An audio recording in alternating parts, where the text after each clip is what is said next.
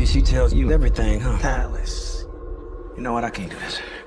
I tried everything. You have taught me since I was a little girl to be a good wife. That boy put his hands on you! I didn't realize how deep in the red I was. When this divorce is over, I want to be in the black. Honestly, I never liked the way he treated you. I always thought you were too good for him.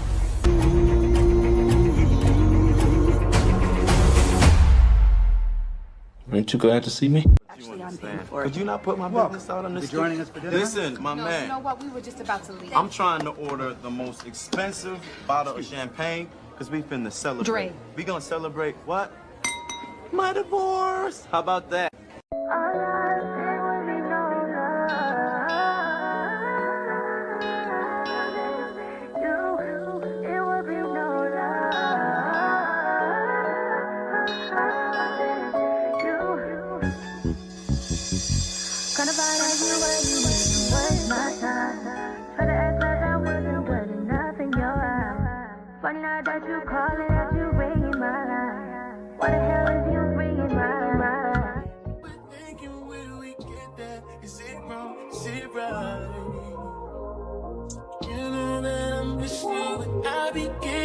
Signals while you slow down, don't stop this green light.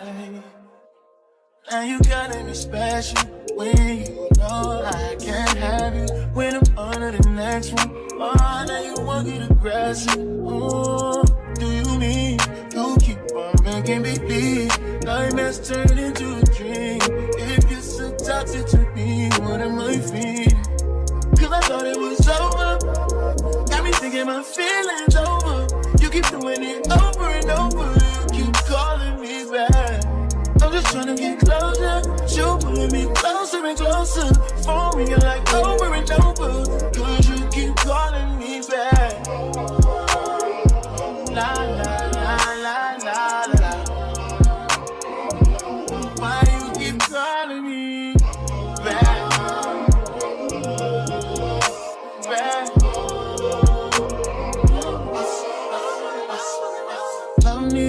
Switch up, I'd rather we never pick up. But can we slip up and mix up sometimes? You say it don't mean it, just want it when it's convenient. Am I crazy for waiting on my side? Now you calling me special when you know I can't have you. When I'm under the next one, oh, now you want it aggressive. Oh, do you mean expensive bottle of champagne because we finna celebrate. Dre. We gonna celebrate what? My divorce. How about that? And some pork chops. We're gonna celebrate my divorce. Hello. How is everybody doing? Sorry for the hold up in the back. Tyler Perry said he gonna give us some technical difficulties today because he don't want us talking about his movie like that. Because y'all know I'm gonna talk about it like that. Not here to go too hard though. Of course, I am not only streaming today on my platform, but 3 wonderful guests backstage as well. Remember to show love. Remember to run it up on all platforms. We have a hell of a lot to get through today per usual. If you want your comment read, attach $1 to it and keep it cute. Support your girl with them super chats, hitting that like button and getting down there in the comments and showing some love. Leave a black heart for this black divorce because it was always going to be in the black. But not to waste any time, I got to bring Ashley out with the sweet perspective because I would love to know what she liked about this movie, because we're gonna start off positive because I like to be positive in the beginning. Ashley?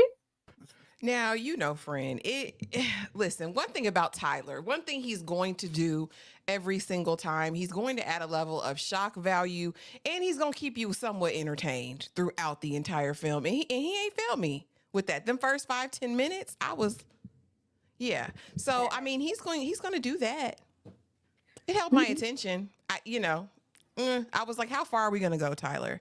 I mean, it wouldn't be Tyler if a black woman wasn't fighting for her life, literally or figuratively. And he delivered. That's what he's going to do every single time. You already know we are going to talk about it. I need you guys to bear with us also this chat. I did not want to keep you waiting any longer. For whatever reason, there is an echo if all of the guests outside of myself are on mute. So if you hear an echo, don't be complaining about it. Just be glad we're here. Because I was about to knock all this ish over. And I ain't want to do that because I've been real happy and good mood and I miss y'all. I want to see y'all. But now that we know what Ashley was here for, Kay in the back with the books because she is reading them. Kay, what did you think about Divorce in the Black? Were you here for it? Did you have a good time? A good time.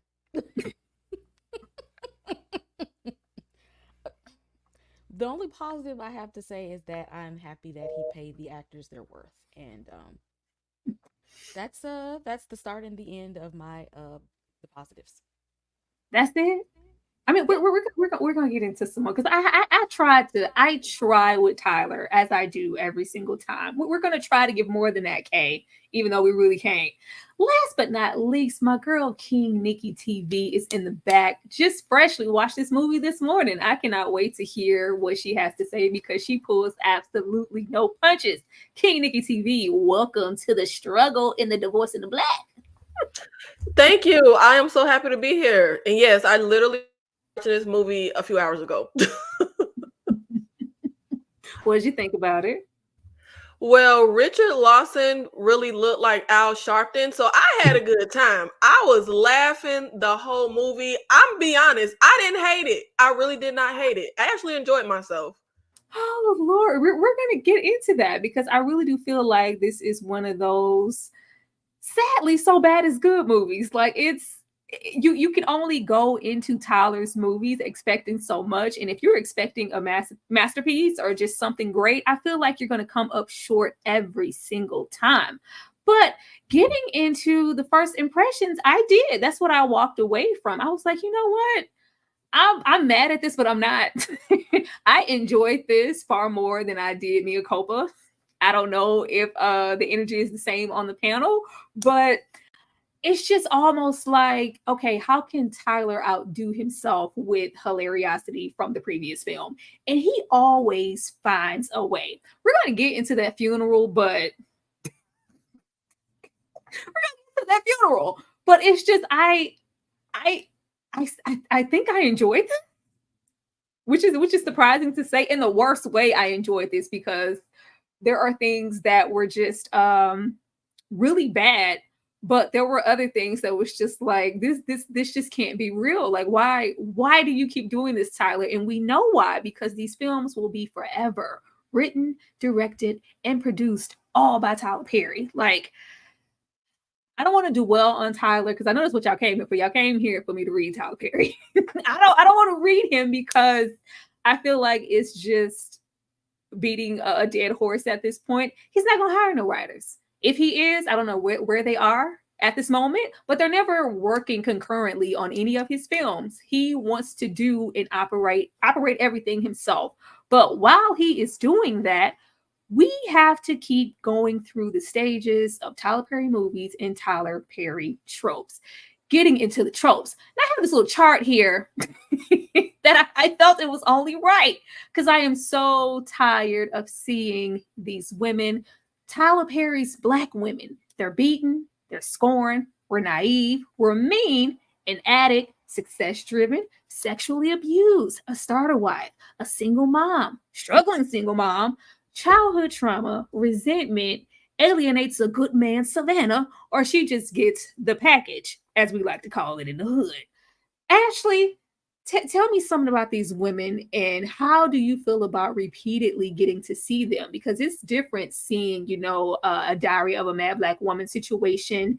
And I think that was 05 or 06 or 08, something like that. But if we come here and it's 2024 and all of these women yearly keep mirroring each other, how do you feel about that? Are you here for it? Girl, okay. So here's the thing. It's a double-edged sword. And like I said in the comments, a win is a win, right? Because Kay was talking about how, both Megan and Corey were talking about the check they got. Okay. So get your check. And I'm here for Black actors working, right? But also here's the thing. I'm tired. You know what I mean? At this point, why do Black women always have to be suffering? Why they always got to be downtrodden, beaten? And then you want to punish them. You want to give them diseases because they made one mistake. Like Tyler needs to, I think, needs to go to therapy. No disrespect. We all should go to therapy at some point in our lives, but go and get them issues worked out. Because Black women are not monoliths. This is not every Black woman's story. I want the next movie. I want the man to be the battered and abused husband. Let's flip it. You know what I mean? Let's put a man on the stage and then let's focus on him. Let women, take another side. You know what I mean? Let's get us on another page. That's what I want from him. Yes, this is tired. Well, sadly, I feel like his attempt at that was Idris Elba and Daddy's Little Girls, or when we get into Tyler Perry being, he loved to put himself in those roles, the way he's being treated in the Why Did I Get Married movies, like those are his attempts at, the battered husband or the battered man or the man struggle. I think that's what that was supposed to give. Kay, how do you feel about us getting these repeat offenders? I just want us to kind of stop accepting just the mediocrity. Like you can pay Black actors and you can write a good script. You can do both. I want us to expect more from us and our talent. We can write so many more stories. There's so many more stories about us going on. We can write suspense. We can have a plot twist. We can have a psychological thriller. We don't have to put in the same movie tropes and recycle the same storylines over and over again. You've seen one, you've seen them all. All of these, they have the same personality and characteristics. I want to see some variation. We can have variation, but the more people keep accepting mediocrity, he's gonna be like, okay, this is what they want. I'm gonna just, okay, what movie did I do that one time? I can take this person from this movie, this person from this movie, put them all in this movie, and they're gonna love it, and y'all do. Oh, I think it really displays in his lack of growth as a writer that we can take any year, even if we go all the way back to his stage plays, it's all the same woman. It's 2024. It's all the exact same woman. Nikki, are you here for these women and are you here for these Tyler Perry movies? Well, short answer, no the hell I ain't. But I honestly don't have a lot of experience with Tyler Perry. I gave up on his movies a long time ago, but I think Tyler Perry knows what his name means and knows what the event is when his movie comes out. Everyone is going to flock to the trash, and he knows that. Like, people are going to go watch it because they know, oh, this is going to be ridiculous, the wig's going to be bad, like all the stuff people claim not to like, they're still going to run to the movie. And I agree with Kay. On one hand, of course, I'm happy, like Corey Hardwick was saying, how this was the biggest check he ever got in his career. And I actually know him outside of being married to Tia. He has played in some great movies. He is a great actor. I never understood why he wasn't a bigger star. But getting a check doesn't mean anything if the work isn't there. Because after seeing this, who's going to want to hire him? Like, who's going to see this and say, like, the people in positions to make moves, who's going to see this movie and say, oh, yeah, let's get Corey out on here? No, it's not going to work. And I went to performing arts school for writing, and they always say that who you are comes out in your writing. And I think it's very telling the way that Tyler Perry writes and portrays Black people in general, honestly, because the men ain't looking good either. Like, the women ain't looking good and the men ain't looking good. And I also feel like he doesn't understand nuance. It's like the character is either like you're evil or you're just this naive, good like, there's a nuance that he doesn't seem to understand. Oh, child. On that note, on that note, and I couldn't leave the man out because I know that this story is mostly about our female character lead, Ava. But the men get the same treatment also. We get to be a savior, an abuser, a liar, that faithful, upstanding husband that's being, mistreated and downtrodden by the mean wife. Or you're just purely evil. Cheater, you're on the down low, you're a bad boy, a buffoon, or you're just simply being portrayed by the Tyler Perry. I'm sick of all of this. I am so sick of all that. Shout out to the 100 people here in this live. Keep engaging, hitting the like button, and showing us some love. I am so sick of all of this. Like, these are like a few. I couldn't even put everybody here. And y'all see this. I was trying hard. Y'all was trying hard to get it. I was trying so hard to get everybody in here, but it's just not. And I was going through the checklist of, okay, yeah, let me see which one of these characters in a Tyler Perry film really mirror each other. Because I think a lot of people, you Tyler Perry supporters, nothing against you. If you love these movies and these shows, have at it.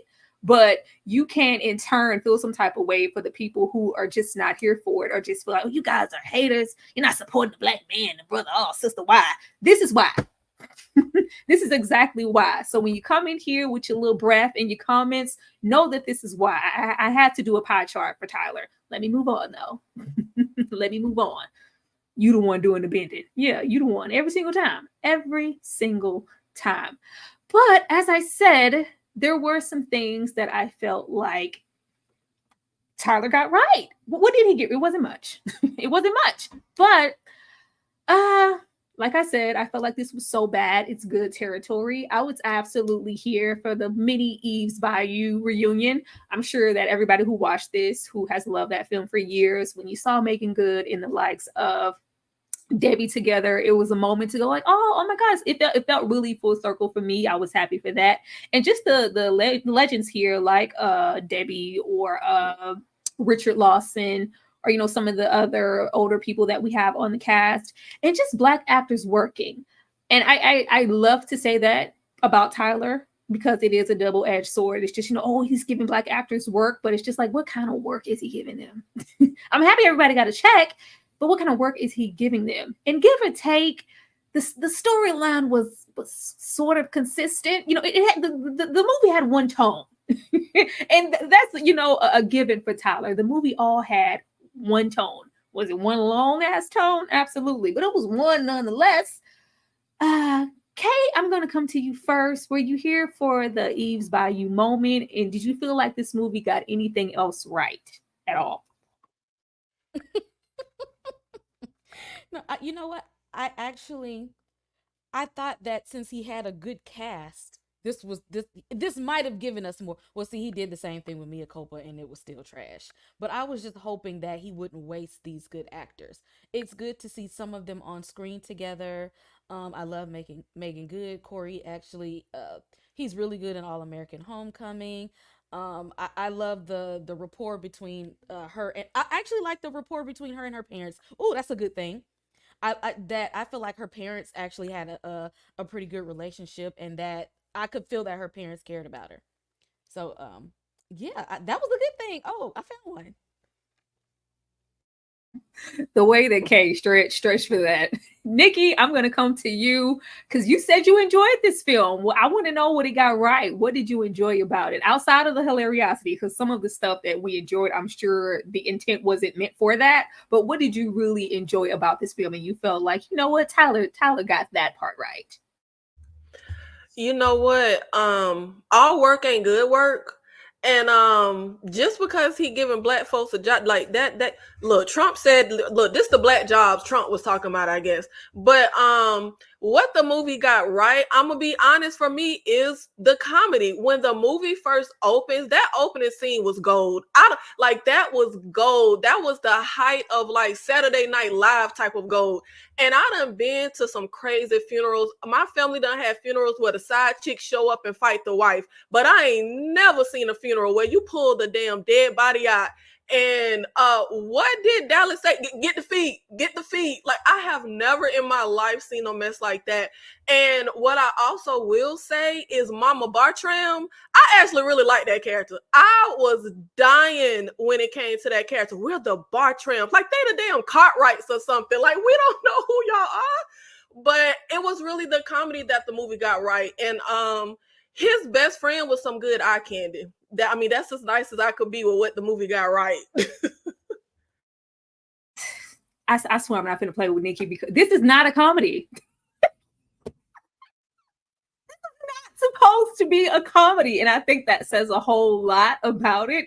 This is not at all supposed to be a comedy. Ashley, do you have anything to add as far as what this movie got right? Yeah, it was definitely funny. There were moments of full on laughter. But I liked Papa Lawson. I believed him as a preacher. I believed Corey as a young Ike-esque character. You know what I'm saying? I believed it. I believe Corey do some stuff behind closed doors. Might have a little mean streak. I believe it after watching this. He convinced me. And I believe Papa as the preacher, and the protective daddy. I believed it.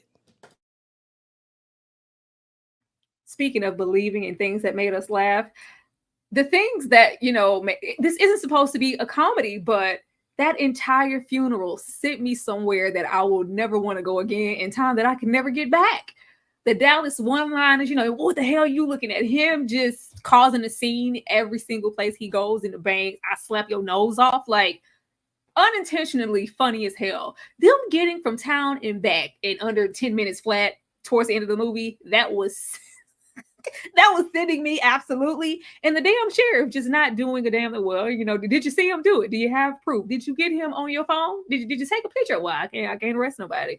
Just the nothingness of it all. And Dallas getting put out by Ava and the slaps in the face of it all. Oh, why they do Megan Good like that? Nobody could have acted that scene and keep a straight face, because it was unintentionally funny. It was supposed to be such a serious moment, and it was funny. But there is a whole lot going on here. I just feel like we gotta open with what I'm sure we all came here to just discuss, and what the movie got wrong. Everything else, the movie got everything else wrong. There was no way in hell that this movie should have been 2.5 hours long. I was really astounded when I saw that it was that long. Like, it was reminding me of why I stopped watching Sisters, because I have tried to support Tyler Perry in his projects and give certain things a chance. It was ongoing. This movie was a good, hour and 30-minute situation. If 2.5 hours, Tyler, hell no. The comical acting, recycled storylines, weak plot. It was very predictable. But it was a whole lot that this movie got wrong. Anybody raise their hand if they want to discuss what this movie got wrong, or we could just move on, because we know what all they got wrong, child. And one thing I will say the movie got wrong that honestly I feel is dangerous and disturbed me was how cavalier everybody in the movie was when it came to Dallas violence and anger. To call the friend, when she kept calling her husband to say, come get him, and when Benji called the female best friend to say, hey, go to her house, because that is so dangerous, to keep having regular folk intervene when someone is violent and spiraling and going crazy. I thought the movie got that wrong in a way that's dangerous. And that's what's so strange to me about the movie. What is the movie trying to say? Who's the target audience? What's the moral to the story? I have had situations in real life where I've tried to intervene on somebody jumping on somebody, and it's dangerous. It is literally like people have died that way. So I was confused why we never called the cops to intervene ever. And what was also very strange with the movie is you could be a black person tying your shoe in the park and a white person gonna call 911. But he in the bank going crazy, he in the grocery store going crazy, in the restaurant, and don't nobody call not. Like, are you kidding? The white girl in the grocery store stood 2 feet away. She smelled his breath when he hopped on that girl mama, and she just stood there. And I'm just like, I have never in my life heard of no Negro being able to go around town, Atlanta, in and out the outskirts and act a fool, and ain't nobody calling nobody. I thought that was crazy, but I think that's the biggest thing, because the movie got everything wrong, child. But I think the whole way they handled the domestic violence and that was dangerously handled wrong, in my opinion. It was extremely cavalier. We're gonna get into Ava and the whole narrative. I think I'll discuss that further, why I felt Tyler decided to make that decision when we're dealing with something as heavy as domestic violence. But I'll save that for the end. Ashley? Oh yeah, My issues were, I think that this was very, very superficial, right? We really just stayed on the surface and didn't really get to the root of any of these issues. And I think there was potential in some of the storylines. I would have loved to know what went on back in high school that made her choose someone like Dallas. I would have loved to see what was up with the Bertrand family, why had they had this history. I would have loved to have explored why his mama told him to unalive the daddy and what happened. What was the result of that?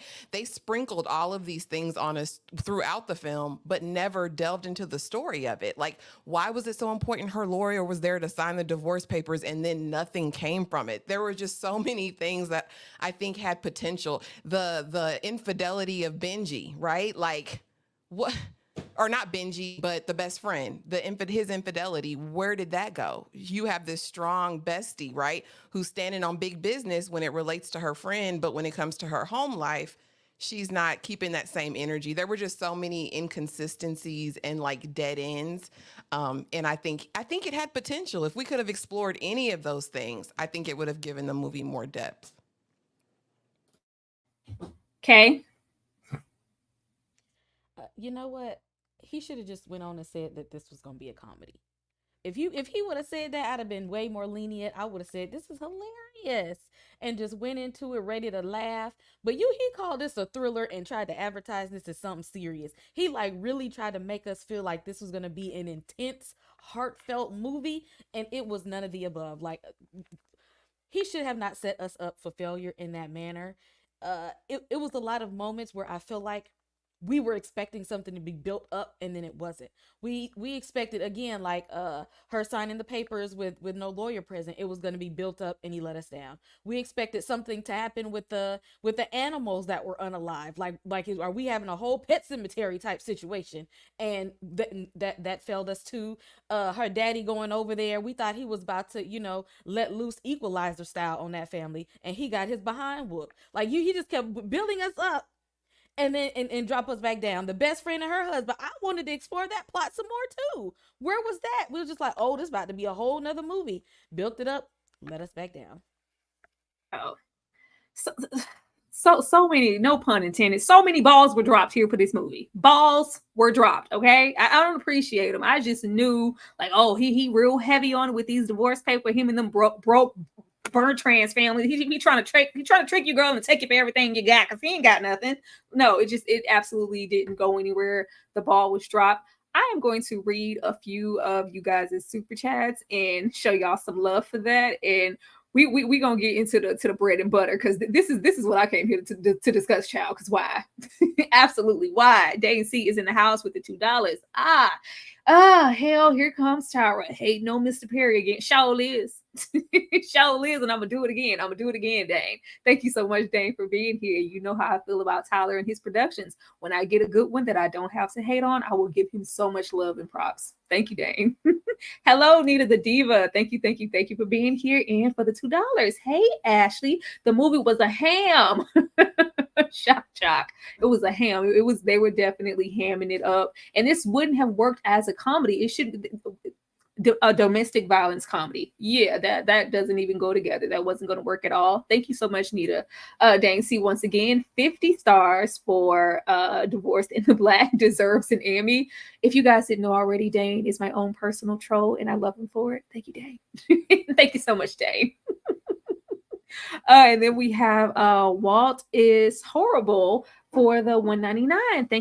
Thank you. You guys keep on showing love and hitting that like button, sending those good super chats, and commenting on all 4 of our platforms, and subscribing to these ladies here if you haven't already.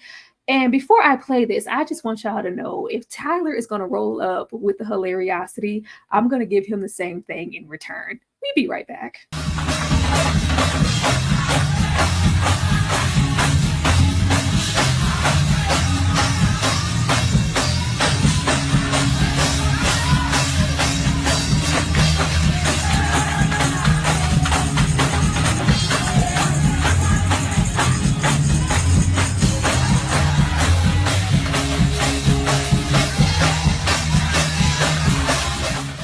There will be mountains that I would have to fight a climb. There will be mountains that I would have to climb, and there will be battle. Because I'm sorry. Sorry, like, because Tyler, why did you do this? Why did you do this? I just felt like I needed to find some sounds that match this scene. That's the only thing that matched it for me. Take him out the casket. I said, Carl, what you doing? What you doing? Monique Precious reincarnated with spawns of Satan for sons in a double wide trailer, burying him in the yard next to Sparky. Okay. This here. Shout out to the 136 people here in this live. Keep showing us some love. We appreciate it. This scene here, to open with this, first of all, aside from how hilarious this scene was, and Richard Lawson going in as a preacher, like, baby, if you didn't want to do this and handle the arrangements for this service, we shouldn't have done it. Clearly, these boys of hers have been complete menaces around town. We hear everything from, assault, robbery, murder, death. I'm like, what? Why are we honoring this person with a proper burial? But okay, Megan, go off. The mother. I see a lot of I guess fanfare in the chat for like, oh, I love that. I hated the mother. I hated this this depiction and how Tyler shot her. It reminded me a whole lot of Monique and Precious, and not in a good way. It looked like a raging bull. And I don't want to look at any woman and think that or see that. I hated everything about it. Her taking off her dress. Like the stunts that were had here at this funeral really set the tone for the type of movie that we are in. And I just couldn't believe that we were going to embark on a movie about domestic violence and then start off here. But it really sets the tone for this family and what the likes of Ava has been dealing with for years, being married to the likes of Dallas. Ashley, I'm going to come to you first. How did you feel about this funeral?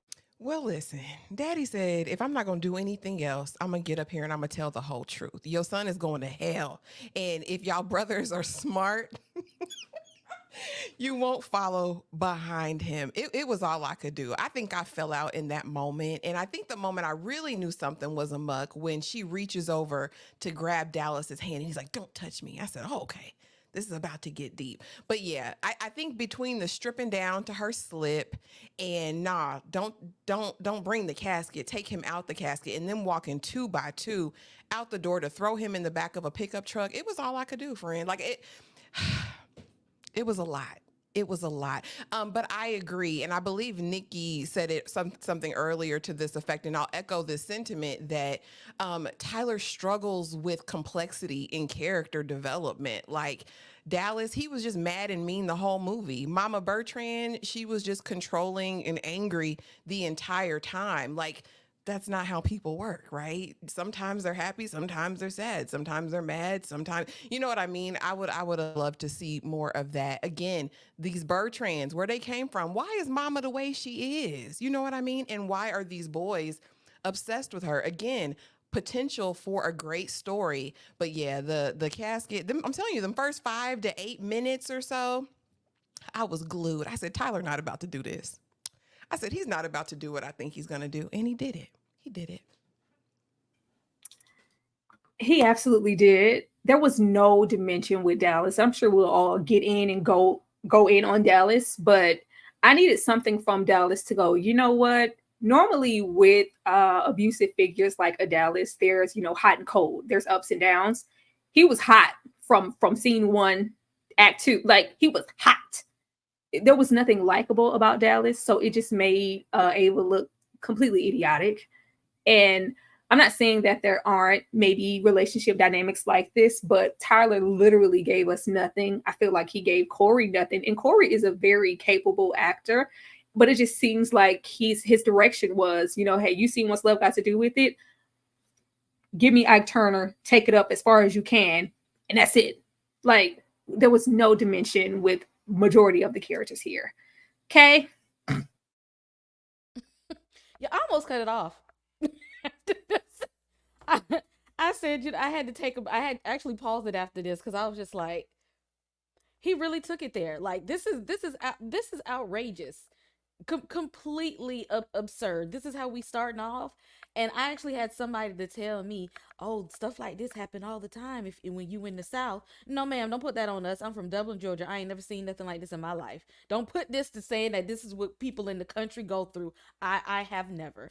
And he just said, I'm gonna be ridiculous from the start. And tell me this is a comedy so I could be ready for it, Tyler. Just let me know this was a comedy. And I'm gonna need his characters to have more than one emotion. That's the point of acting. Because in his movies, I feel like the actors are acting and I don't feel like they're embodying these characters. They're just saying like, okay, I need to act mad. I need to be angry black man. I need to be angry raggedy black mama. Let me get some range so at least I feel something for them. I wanted to feel like where their pain, where their struggle was coming from. But he said, no, I'm going to give you one dimension and y'all going to like it. Okay, it's like beyond one dimension. I just don't know how his brain works. I mean, at this point we do, and I think it was Nikki who said his personal struggles, they've always reflected in his writing. But with where he is as a man and his accomplishments and how much evolved you would think he is beyond what may have happened to him in his younger years and his struggles in the plays and the van and the Maxine and all those things, you would think there will be some type of growth and to give, a little dimension. No, happy mad, angry woman, scorned woman. Like, it's just very, very robotic. Nikki, the funeral, because I know you loved it. I did love it. Tina Knowles' ex-husband said, not everybody resting in peace, okay? But what I will say was very strange to me with this movie is the fact that, I will be honest, a lot of times I was like, yo, I know why Dallas can't stand y'all. Like, first of all, do not preside over a funeral if you're going to tell the grieving family that the person that's dead burning in hell. Come on now. Like, I don't care what he did. He could have been on forensic files. That is not right. And then my brother dead, and you're going to come in the car and say, yeah, you was mean. Girl, my brother is dead, and you telling me a story about when I was mean? Like, are you crazy? I really thought he was going to smack her hairline back in that moment, because why in the world would you say that? But it was just very strange to me how they were portrayed. Like, yes, we get it. They're the evil clan in the small town, but y'all did a lot of ish to them that wasn't right. Why would I not stand up? I may not stand up and do a striptease, but why would I sit here while you degrade my dead child? Like, no matter what kind of menace he was to y'all. And then the reaction from everybody at the funeral was weird. Like, are y'all here for the funeral, or are you here to like throw tomatoes at the casket? Because why was we, woo, yeah, he burning in hell, woo, what? Like, that was so strange. But I love this opening scene, and I get, in essence, of course, Mama Bartram was just a terrible character, but the way the actress played the role had me rolling. Like, I was dying the whole time. I thought she was finna fight the mama when she started taking stuff off, but no, she just did a striptease to say, you can get your little $5 Ross dress back. I don't need your money. But I thought this was gold. I really did. Get the feet. I just couldn't believe they did that mess. It was killing me. But come on now. You don't do this to somebody dead relative. I don't care if I done had dead relatives who was selling drugs and did all kind of stuff. But the preacher ain't posted. The preacher gonna, he gonna gossip in the back, okay? But he ain't gonna get on the pulpit and freaking tell a person a new one. I think with this was supposed to shine a light on Ava and what she's been dealing with throughout their marriage. Clearly, neither one of these families like each other. She tried to do a good deed and it backfired. And it's just the push and pull of her life. And really her dad and her mother clearly, rightfully so, being disappointed in her choices. Like, we're here for you, but we don't want to be here. This is a trash family. You're married to a trash man. This is all real sad, and we don't want to be a part of it. But yeah, the whole he condemned souls and burning in hell. I was I was here for all of that, but to get the feed and the get him out, I was like, wow. I could say that because Tyler rarely shocks me with the writing in his movies. Like, it's stereotypical. It's fun, but I would have never expected this out of a funeral, not even one little bit. Thank you, Dane C, for the $5. The problem with Tyler Perry is that he never went to film school. He never learned the basics of filmmaking, writing, cinematography, editing. I don't want to hear that. I don't want to hear that, Dane. I don't want to hear any excuses. There are so many great creatives, Black creatives, white creatives who didn't step anywhere inside of a film school. This is something that is embedded in Tyler that he wants to see portrayed on screen. I think he feels like this is speaking to his demographic and his audience, and also him. Like, this is relatable for him. Sadly, this is all he can think to write on the paper and for those scripts when he does it. If he chose to, even at this point, he could go to film school. He doesn't want to. He didn't want to get any writers in there. Like, they don't be trying to make no excuses for Tyler. It's just sad. It's sad, and it's just as sad as him being buried in that hole in front of the double wide trailer. It's sad. It's sad. But moving on from the funeral, heard around the world, buried him in the ass. Like, how many of you Bertrands buried in that yard? But we leave here, and I'm going to get on just Ava singular, but just that opening said a whole lot about their dynamic. Ava, I'm more concerned for your mental state than Dallas. I honestly was. Dallas outright is who he is. I was concerned for Ava as a woman and where she was mentally to be there and deal with any of this. All of this, stop trying to shame me and my family. Stop trying to change me. And I'm like, the abuse of it all, and I slap and I'm gonna do this, and she said, I just think I was, what I can say for Tyler is I'm glad that he didn't lean heavy into the abuse here. We didn't really have to experience Megan being tossed and slapped around continuously by Dallas to get the point across. But Lord, we got family trauma. He's an alcoholic, verbally, physically abusive, can't get and keep his own job. Nobody here likes you, sis. Why? Why is she here? Ashley, why is she here?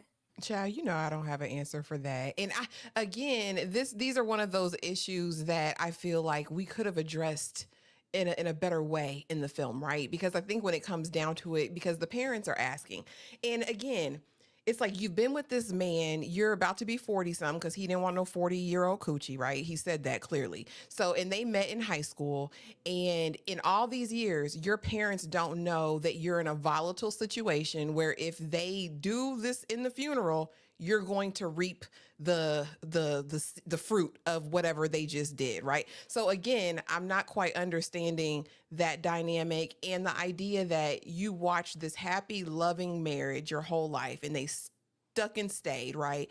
And they've been telling you Dallas isn't a good man. He's not good for you over these 20 years, I'm assuming. And it's still nothing stuck. Like no one is sensitive to that, feels that. I honestly didn't get it, girl. Ain't no much stick and stay in the world. And, people who've endured domestic violence, like my heart goes out to you, empathy. But I just don't understand this thing of, no, I'm going to stick beside him. And there was never any contention until he said he wants to leave.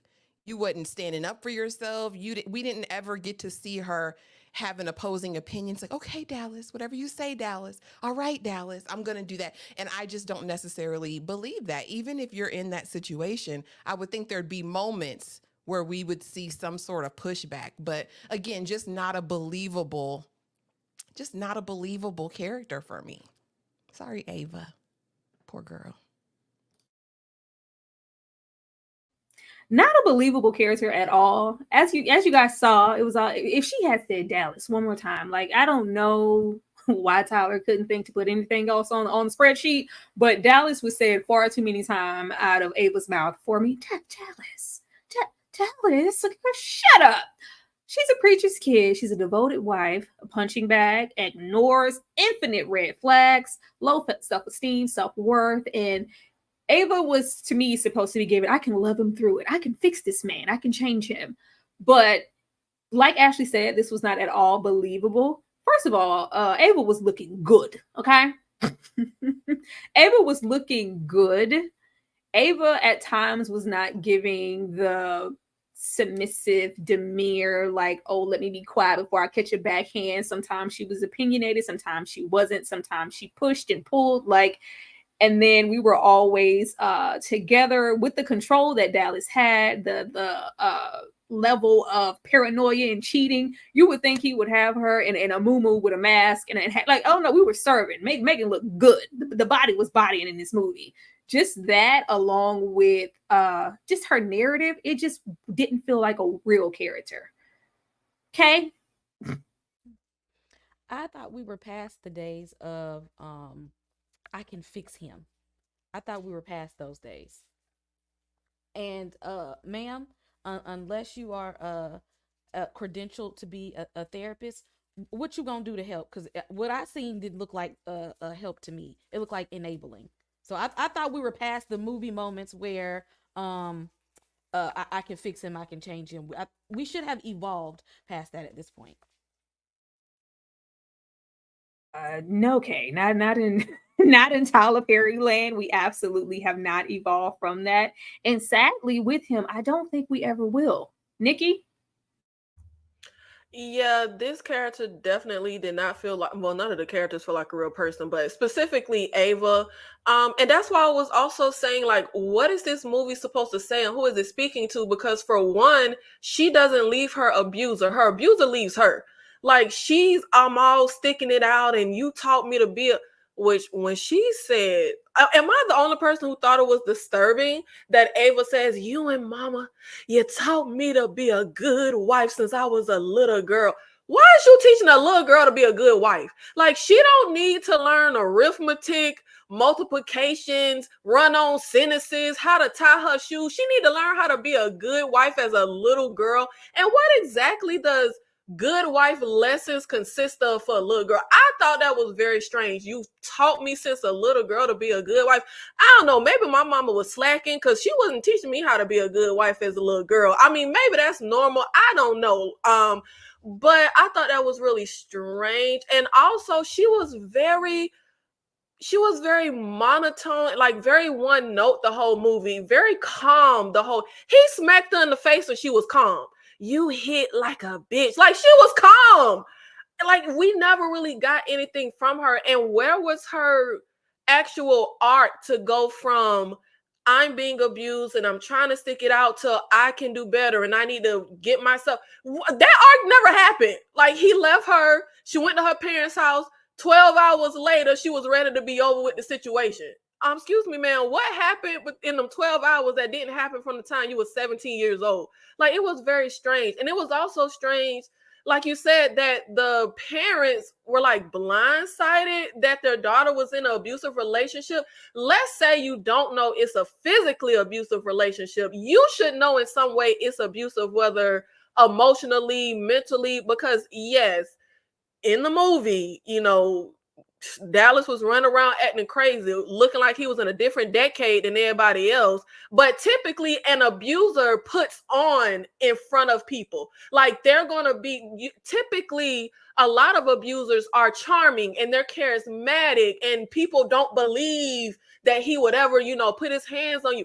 This dude was running around like the Hulk the whole damn movie. His mama slapped fire at them flowers at the wedding, and y'all thought they was what? The Huxtables? Like, it was very, very weird. But I do wish they would have touched on just more with this character, even the whole thing of how great her parents are and her relationship with her parents. A lot of times the stereotype is, oh, you're a girl and your dad wasn't around and you need a male figure in the house, or the girl is going to be in all kind of craziness. Well, she had that example and she still was in craziness. So let's explore how she had that foundation, when people tend to say, well, that's what the little girl needs, but she still ended up there. Like, let's explore that. And like, I think it was Ashley who said, what was going on at 17 years old for you to be in this abusive relationship. Like, it was just a lot we could have done with this, because it's actually really high. Like, teens being in abusive relationships is actually very high. Like, let's explore some of this. And her whole finna be 40, baby. She said she was 37. Like, calm the hell down. Like, you ain't, baby, you 37. You 37, okay? But yeah. Ava was not a real person.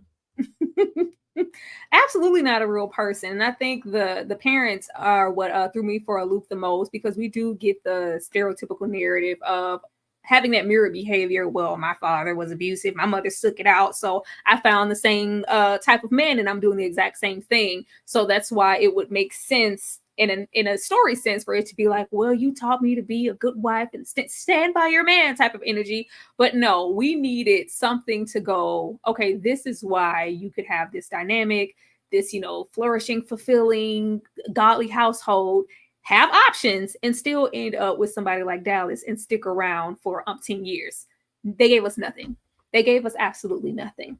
But before I get into us getting more nothing, we're going to keep getting nothing, because these are the characters that Tyler loves. We will be right back. Thank you to the 157 people here. Keep engaging, showing us love, and hitting that like button. You must understand, the touch of your hand makes my pulse react. That it's only the thrill of boy meeting girl opposites attract. It's physical, only logical. You must try to ignore that it means more than that. Oh, what's love got to do with it? What's love but a second-hand devotion? What's love got to do with it? Who needs a heart when a heart can be broken? You must understand, the touch of your hand makes my pulse react.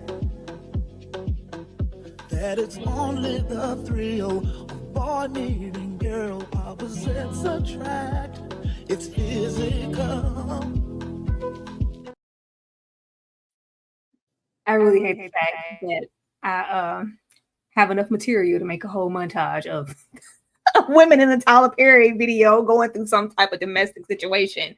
But that's just, the beast that we're dealing with when we are getting into the Tyler Perry films. But what's love got to do with it? Get your stuff and get out. Don't stay in these domestic relationships at all. Getting into Dallas, child. B, I will slap your nose off. Don't nobody owe you nothing, sir. Don't nobody. That's all I kept saying, yelling in this movie. Don't nobody owe you nothing. First of all, we got the mommy issues, disrespect, abuse personified. He has a chip on his shoulder, and it was giving me Josh from Jason Leary. Josh loved the good. I ain't got nothing. Like, you ain't got nothing. Where you going? You ain't going nowhere. You ain't got nothing, sir. The righteousness that was coming up off of Dallas was just hilarious to me, because you didn't come in here with nothing and you're leaving with nothing.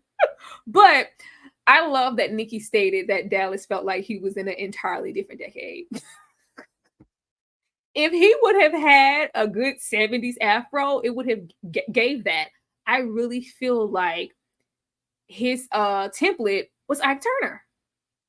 It had to be, which I hate. Like, this character could have been in even, Lawrence Fishburne as Ike Turner is just that, but there's so much dimension and layer to an Ike Turner. There's more than just the abuse or just different notations of why Tina Turner, Anna Mae Bullock, would stick around for as long as she did. That's not here with Dallas. Dallas is just giving straight a-hole. And it was very disturbing, as Nikki stated, to see nobody do anything. We don't get into people who try to do something, but it was just so normalized and nothing was going on. No police was being called. And the fact that we do have him, I was so shocked when he initiated the divorce. I was like, what? What? Okay, well, what? Like, and her, she's like clamoring, like, no, don't leave me. I need you. Like, what? But once again, who is this for? Who is this for? It's just almost like, I'm like, was this for Dallas? Was this for the Dallas audience? Like, who are you talking to, Tyler Perry? Because if this was supposed to be something uplifting for women, which I think he tried to spin it as. It absolutely wasn't. Nikki, I'm gonna come back to you first. What did you think about Dallas and his one-liners from the 70s? His one-liners was gold. They were gold. I laughed every time Corey opened his damn mouth. But I agree with you, Tyra, and I'm like, all the money in the world don't buy good sense, because Tyler Perry can't even go interview nobody. Like, he can't even go do no research. Because first of all, if you have a character that's supposed to be as possessive as Dallas appeared to be, they are not letting the wife go. Or if they do, it's because they got a younger, like they got somebody else to move on to that they will replace. But you are giving us a man who thrives on power and control, and he's not going to just give that up to have no power and control over anybody. He needs his punching bag. He needs that outlet for his anger. That's his issue with him being an abuser and being possessive. So him initiating that divorce, I was as confused as you, Tyler, because it don't make no damn sense. I'm like, Tyler, can you go at least talk to somebody?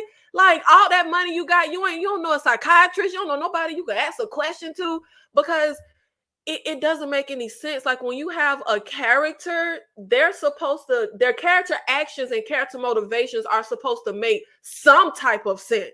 So to have a possessive character who has these issues, and my mama made me kill my daddy, which came out the damn blue and never went no damn, I don't know what, I don't know. But another Jason's lyric, I don't know. I guess Tyler just put a bunch of movies together, child. But you ain't no Bokeem Woodbine. This was, yeah, I don't know. Dallas was funny though. I love that. But this made me, Corey can act, y'all. Like, the movie don't portray that, but Corey can act. Like, I actually really like him. But man, look, like I said, all money ain't good money, because I don't care how big the check was. I don't see this helping his damn career. You might as well have sold drugs or something if you just wanted to get some money, because this ain't where it's at. He's terrible. Not sold drugs. Not sold drugs. Yeah, y'all, I see the chat. This is the sideburns. They were contributing to the 70s vibe that he was giving off. Like, him just being a pop-up queen, like everywhere. Dallas was everywhere, stalking, doing the most. Black women ain't ish. Don't nobody want no 40-year-old. I was like, what? You know what? And then we just get all dressed up with nowhere to go. That's what I was giving Dallas. Dallas was giving all dressed up with nowhere to go. He was spitting all of this hot air into the universe about how he was moving on, and what, like, it would, like Nikki said, I was waiting for, because we had that hindrance of Ava's character. I don't want to move on, and this is just too much, and my husband, blah blah blah. I thought she was going to see him with another woman. That's what I was waiting on. I thought she was eventually going to see him with a younger woman and just be like, oh my God, it's really over. And maybe that would give her incentive to get with the little man that we're going to talk about later, but whatever. It's just nothing. We have him, when he leaves her at home, she was taking too long, so I just left. And her wanting to stay with him so bad, and just like, don't divorce me. Who am I without you? Girl, a person. Actually, I'm going to come to you about Corey in this divorce. Yeah, I was yelling at my TV. I'm like, sis, he's doing you a favor. I mean, he's giving you the cheat code. He's letting you out without a fight. Sis, go on and live your best life. Find old weird Benji and be with him. But yeah, it was ridiculous. I've never heard of a man not wanting no 40-year-old kitty cat. I've never heard it. Never heard it before. So that was new. But again, there were such heavy nods to What's Love Got to Do with It. I'm thinking if he really would have studied this and Tyler would have put this in. Okay, they made us kind of like Ike in the beginning. Ike was charming. Ike was a little fine. You know what I mean? He had that good bread, that long, strong money, and it made you feel, you know what I mean, some kind of way. You were like, oh, I see why Tina, I see why she might have fell in the beginning. With Corey, there was never a chance to like him. We hated him. We kept hating him. And we hated him some more until he was rest in peace. Again, just one note completely. And again, I'm like, girl, maybe it was the 20-something years of just having her, her self-esteem, pushed into the ground that made her feel like she was needy or dependent on him. But they kept saying, she got a good job at the bank. She don't need him for money. The D can't be that great, because when she got Benji, she told him his was trash, right? So I'm really trying to wrap my head around what would have made her want to stay with Ike Jr. because he wasn't giving anything to me. And the fact that he left her at home while he went to the dinner with their friends. And again, that was pulling from the one other Tyler Perry movie, right? Where he made her take the drive while they rode a plane. No, sorry. Oh, girl, everybody knew about Sheila going, I'm going up this mountain to save my marriage. Everybody's going up a mountain or two, getting on a bus, riding on a train to save their damn marriage. There was nothing redeemable about. I kept waiting for a flashback to the better years. Oh, this is when Dallas was. Remember when we were younger, it never happened. The only flashbacks we got were her having come to Jesus with Dallas during, I guess, one of his multiple mini breakdowns. There was absolutely nothing here. Kay, were you here for Dallas wanting a divorce? I'm louder. Y'all can hear me. We good? Okay. For starters, the whole manipulative, abusive husband, the thing is he's supposed to have those layers. You can't truly be a manipulator if you're angry all the time. You're not attracting nobody. The thing is, to be that manipulating, angry, abusive husband, you got to have some charm. You got to be charming. You got to be loving. You got to have a couple dollars, shower with give love bombing. The friends shouldn't even know what's going on. Like the friends was looking at him like, where is your wife? Like he wasn't even nice to her and pretending to be in front of the friends. Like we didn't get the layers of a reason why she would be there. Like he didn't give us like, oh, thank you for, for being there with me. I'm sorry I got drunk or I'm gonna make it up to you later. And then doesn't like, he didn't give us a clue as to why she would even want to be there. And again, because she had a loving father, it made no sense. She was surrounded by love. There was nothing that would explain why she would want to be around somebody with his face frowned up all the time. Because at least Ike was a little bit charming. And people are like, oh, he's supposed to play that mean, abusive, angry husband. Ain't nobody mad 24/7. Not even black men, and without reason. Like he's not, and we didn't get to see him at work. Like maybe his job was harsh, and he was displacing his anger. Like we didn't even get to see the extent and the root of his anger, so that we would be able to understand his plight. Like it's just like we just gonna give you one dimensional, and y'all are supposed to just take it as if Corey Hardrick can't act. Because All American Homecoming, he's giving me loving a boyfriend. He's giving me mental health issues. He's giving me inspirational coach. He's giving me mentor. And this did not show the range of his acting abilities. It absolutely didn't. What was not doing it for me was when we realized how long they were together. And it's like he's always been this way. Their family is known for being this way. So, girl, why did you go over there in the first place? I just really need to know. There had to have been something, but maybe per usual, Tyler wanted us to put those context clues together and just tack that on ourselves, which we shouldn't have to keep continuing to do with his storylines. But there was no dimension for, and I hated that for Corey because I saw the potential, and he did a lot with nothing. I'll say that. He was giving literally nothing. He had some 70s shaft lines, some sideburns, and some black shirts, and he made a character. That's all he had. But the direction to, just be angry and action. Tyler, do better. Damn. Let me go to the next slide. This is pissing me off. This pisses me off. Lord. Can't never have one single expectation. Getting into these friends. Girl, your husband ain't worth a damn either. The supportive bestie and her husband, the Dallas Wrangler. Jim is too comfortable with Dallas's behavior. Now look at here. I was here for, because Tyler be pushing it with the writing of the supporting best friend characters also. I was hoping that she wasn't in a situation as well. But it seemed like they were, a mirror. This is a positive relationship. I didn't like Jim right off the bat because birds of a feather flock together. Hey, this is your bestie and has been for years. He wasn't checking Corey Hardrick's Dallas in a way that I needed him to about his own wife, let alone his wife. Like it just, the boundaries were not there. It's like, hey, man, like, hey, what? Excuse me, you don't get your ass up. I'm your wife. Charles, I'm your wife, okay? What we're not going to do is sit there and let anybody talk to us any kind of way. But we continue, instead of calling the police, we are calling on Jim. Oh, he's stalking.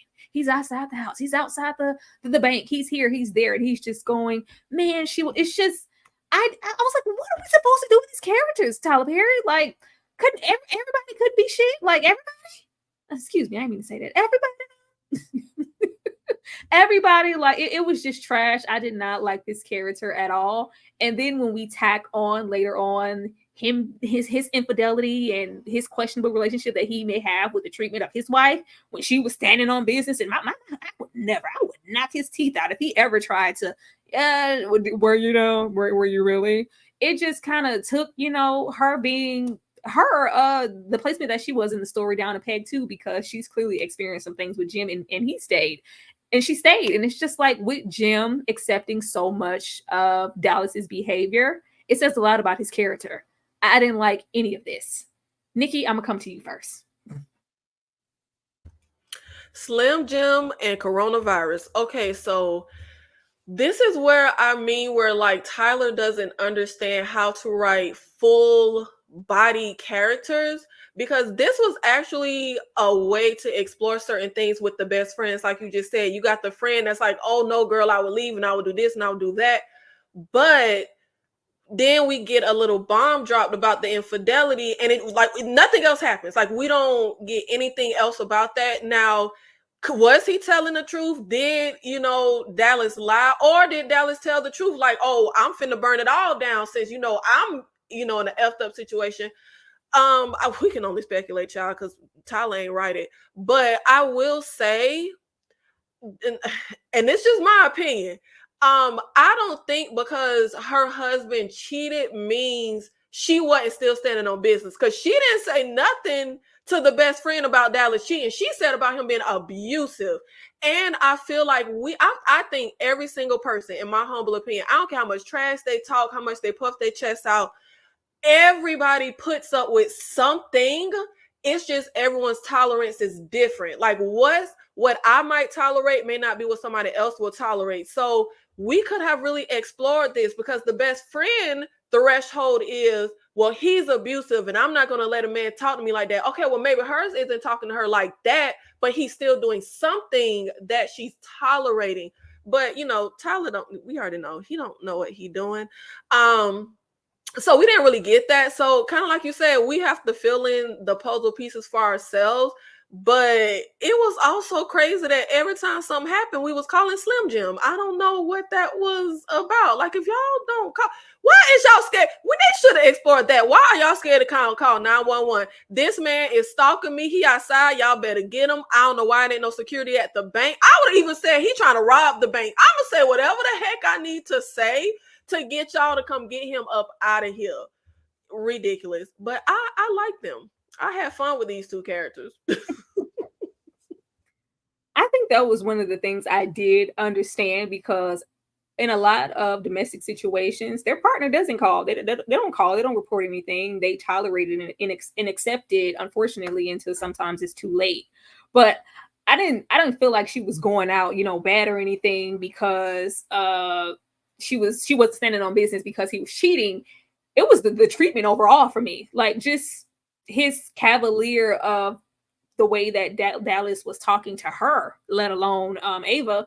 You're just not going to do that. That's my husband. I'm sorry. Get up and get it together. Okay? Why can't we just have some good black men in the movie? Why they got to be like that? I mean, we almost believed in the dad in the movie, but Pops was out there giving an exorcism at a funeral, which put a sour taste in some people's mouth. We just wanted to see some positive black men, and it was kind of suspicious that the best friend was not checking his friend while he out here popping up like Mike Myers. You should have been more assertive in your approach to calm him down. Oh, but lo and behold, you ain't ish either. And why would you give us this storyline of him not being ish if y'all didn't elaborate on it?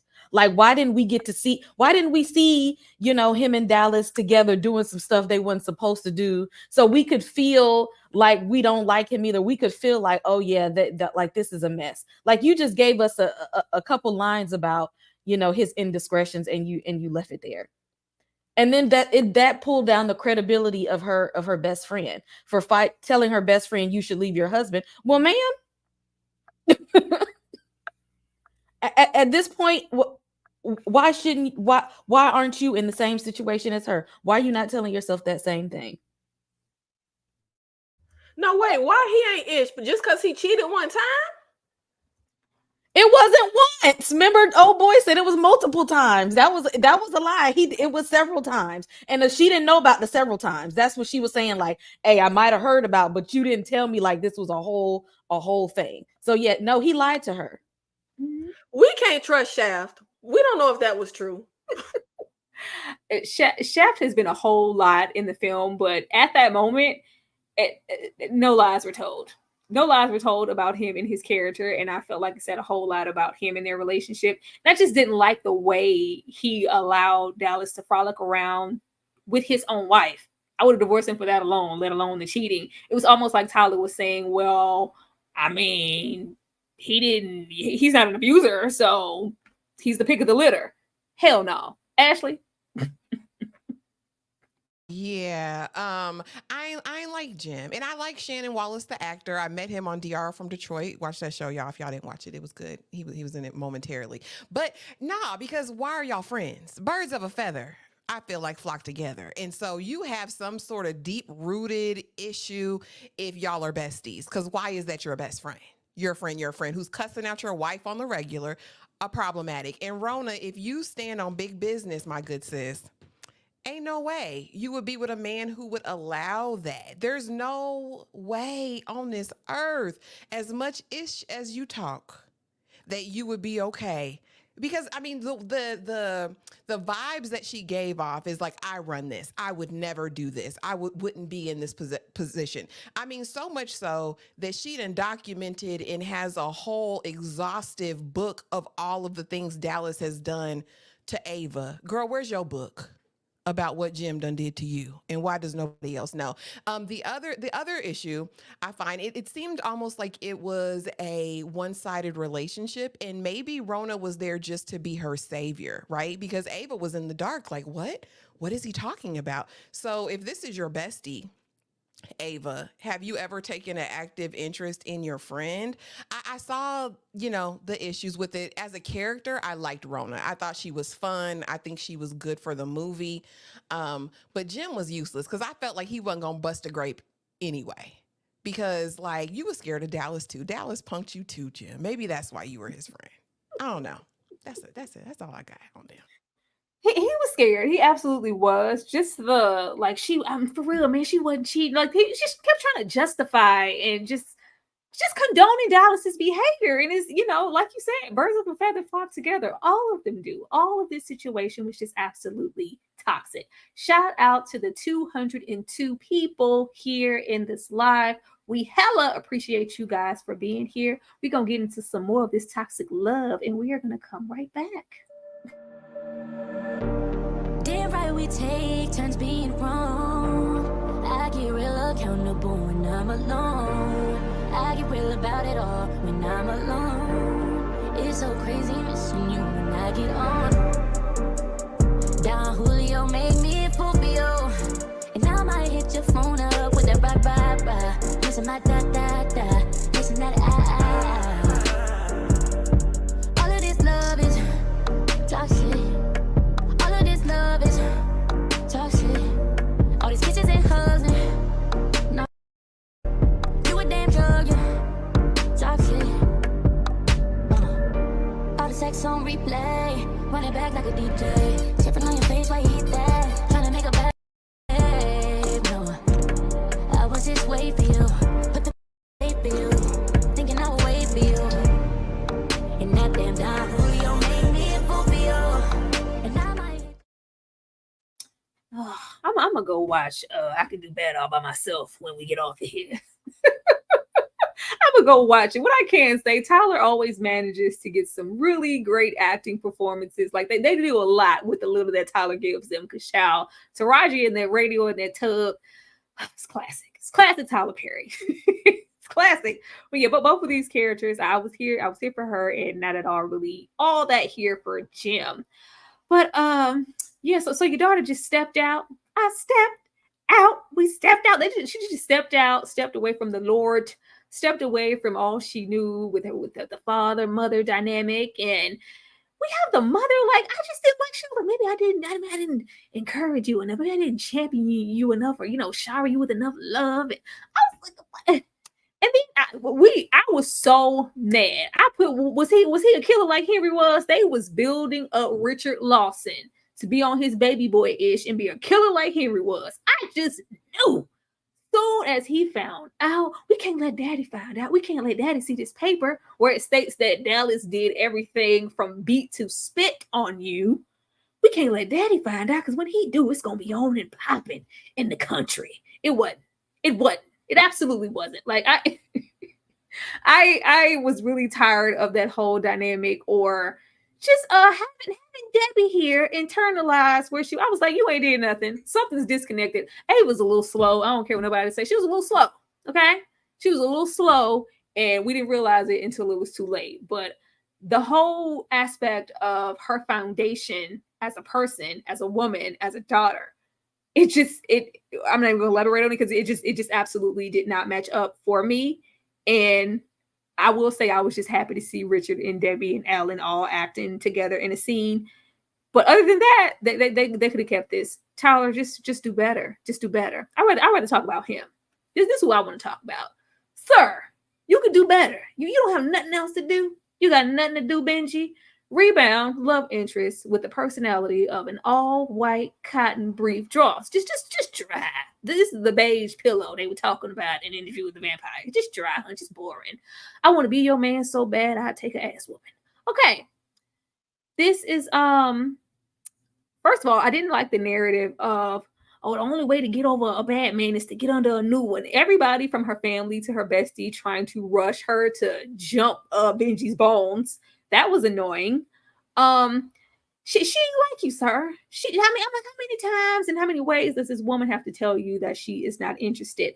Not only that, but him being persistent for since they were all of 16, 17 years old. I understand a crush, but is there nobody else in this small town that, nobody else that you could possibly want? Ava is messed up. Ava has a lot of internal issues, a lot of baggage for her to even deal with the likes of Dallas. So just the whole appearance of Benji Hill was getting on my nerves. And y'all know how I feel about a good sex scene. The sex scene wasn't giving what Neatha gave. Everybody still had their clothes on. I was disappointed. We didn't get no titties, no nothing. There was no nothing. We didn't get to see the smog of Megan Good's back. That, okay? We didn't get to see no abs. The Benji's aspect was a drag for me. It was one of those things that added to this long run time that I could have done away with. Ashley, how did you feel about Benji? Yeah, Benji ain't give nothing. And he was too big to keep getting flung around town. You too big, sir. You too big to keep getting whooped like that. Like, where's the blicky? Like, y'all in the country, you supposed to be a Southern man. Listen, I know what goes on in the South. Y'all got a shoddy. Y'all have options, right? There's no way that you've been terrorized and punked by these men your whole entire life. Okay, that's the first thing. Too big to be a weakling. Also, they were in the comments when I did the recap talking about, that's because Black women don't want a good man or whatever. Listen here. I don't know what made Benji this great man. I'm going to just say this. We don't know the reasons for his divorce. We know that he was extremely pushy. She's told that man no at least 3 times. And everywhere she goes in the town, he right there. Hey, I just wanted to see. Then y'all want us to believe later on he's the one that stops the smecks in the back of the pickup. That's not how any of this works. Benji was not the perfect man. And I agree, Tyra, that she needed some healing. She needed to go to therapy. She needed to go to the church house for deliverance. There were a lot of things that Ava needed to do to be prepared for a new relationship. And you almost got this man unalived. You got all his chickens taken out, all the cows, all the horses. And he's just like, well, I don't care. I've been waiting for my shot all of these 23 years. Sir, you've lost your entire farm, right? Like, no, Benji, he wasn't hitting, and he didn't give that bend me over Baghdad. He just didn't give that to me. Like, nope, Tyler. And Tyler usually picks a good fine man, but I just, Benji didn't land for me, y'all. Sorry. He didn't. we didn't get no Trevante Road strokes in this one. We didn't get no back. We didn't get nothing. You know, certain things I come to Tyler Perry movies for. I was like, at least, you know, later on down the line, we get to see Benji beat it up.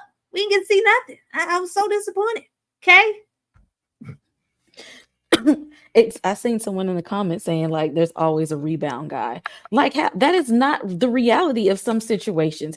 Everybody don't have some of us have healed in our own relationships that we don't need a backup man. That we don't have to have a man behind the other man. And why would you? And she didn't even like him. That it's what killed me, that she was not attracted to him. She didn't want this man, but all of a sudden he's now the guy. He's now the one that she goes after. We didn't even see her test out any other men. We didn't see her go on no dates. We didn't see her update her social media profiles. We didn't see her cut her hair, change her hair color, update her appearance. You literally go to the man that you never even wanted.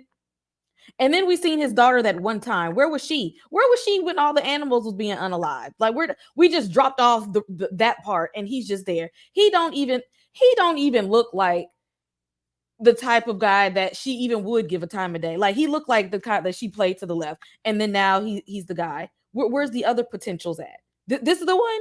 Like Tyler, like come on, like this is the best that she can do. And it's always the rebound guy. It's always the guy that seems like this is like that's all she can do. She don't want a guy that has more. She don't want a guy that actually cares. She don't want somebody she's never seen before. She don't want somebody that's aspiring for something. It's just like the rebound guy is just like, here, take this. It's whatever. Here you go. Okay, to rebound. No, I think Tyler was putting a lot of stock in the fact, like, you know, I don't want to sleep with you. You know, when we lay together, it's gonna mean something. It's not gonna be like, no, you have these couple of shots of whiskey and I'm gonna take you home. Like, get the hell out of here. Get the hell out of here. I think it didn't help that Ava was okay in 0 to 10 seconds. Like, she was fine. It felt like she was like, all right, take a little leave from work. It felt like she took a week off, went to her parents' house, watched them home videos, America's Funniest Home Videos with her parents, took a run down the block, and was like, you know what? I'm vindicated. I'm okay now. I'm ready to come back to work. Wait, what? And even then, she won't. And it's not like she called him up like, I'm ready for, you know, hey, I was thinking about it. It's like, no, Benji's here. Like, oh, and then we gave her some ecstasy or something to make her like. I was like, what is that, Bessie? What is that? Or whatever they gave her, edible, or I don't know what she gave her. I forgot. But girl, this is a setup. You a op, Nikki. It really irks me that the bar for the generic writing of the good guy character is, oh, he didn't even try to have sex with you. Oh, he's the good. Okay, sir, congratulations. You're not a 16-year-old boy starved for the cootie cat. Congrats. Like, I hate that that's like the bar. Like, yeah, I wanted to jump on you in the back of that truck, but I didn't. Let me tell you, Benji was the true villain. I'm going to be so for real. Benji was the true villain. In one breath, he'll say, oh, I understand how you feel about not being ready for a relationship. I went through that in my divorce. Hey, yo, so you want to go grab some drinks? You're not even listening to what the hell the girl is saying, but you the good guy? And it really irks me that they always want to portray this persistence with the guy. Oh, she keeps turning you down. Every time he went to talk to her, that girl was running like she smelled the damn manure from the farm. But then she says, yes, no, baby. If the woman don't want you, leave her the hell alone. Stop damn popping up. If her daddy come to you, say, you know what, sir? The ink ain't dry on the divorce. It ain't no ink on the divorce paper. She hadn't even seen the papers yet.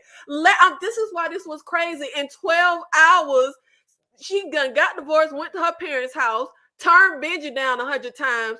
48 hours later, she on Benji a damn in the house. Like, it made no. Benji is the real villain. I don't care what. No, first of all, with that name, like, who are you? Like, look, I cannot, with that fake ass name your parents bestowed onto you, Benji. Like, what is your name, bro? It's giving that girl or guy that you know around the way who changed the pronunciation of their name when they hit about 17 years old. That's what Benji was giving for me. Yeah, I can't. Benji is the true villain. I didn't do anything in the back of that truck. Well, you displayed some basic human decency. Congratulations. It's not even about the back of the truck. First of all, we are inebriated, full of whiskey in the back of the truck, and we want to, get a badge because we didn't take her down then. But we pop up uninvited at her that party, this divorce party. She gets some ecstasy, some Molly, some something, and some drinks in her system. But then she offers like, that long drive that they were conveniently acting like it's long. It was 10 minutes. Clearly, mom and pop in their trailer were down the street on a different lot, Tyler. Okay. But it's just like, you can take the couch. No, I want to sleep in your bed. Oh, since when? Since when? This was terrible. This was absolutely terrible. I saw what Tyler was trying to do. Benji was supposed to be the one that got away. He was supposed to be that. But that good guy trope of, I've stuck it out and been around and I've always wanted you, so I deserve to have and be with you. Movies need to stop doing that. Like, no. Stop doing that. Benji, go to hell. Next slide. Terrible. And also, he didn't fully wait. Baby had a whole marriage and a baby. So he wasn't waiting. He wasn't. But, Endgame was always Ava. He didn't really like that wife. He really liked that wife. That's probably why he didn't like them animals. She probably about the animals on the whole thing with everything here that I thought was going to go somewhere didn't. The most letdown to me was the signing of the divorce papers, because when you get it, you better be ready. You better have it. You gonna sign these. I was like, there has to be some manipulation afoot. Nope, it was just like she signed them. I ain't know she was gonna sign him, and now I want you back. I will do you the honor of being with me again. What the hell, Tyler? Sit down. Stalking and snatch ups on all three. I changed my mind because that trailer isn't built for a family of 7. I want to come home.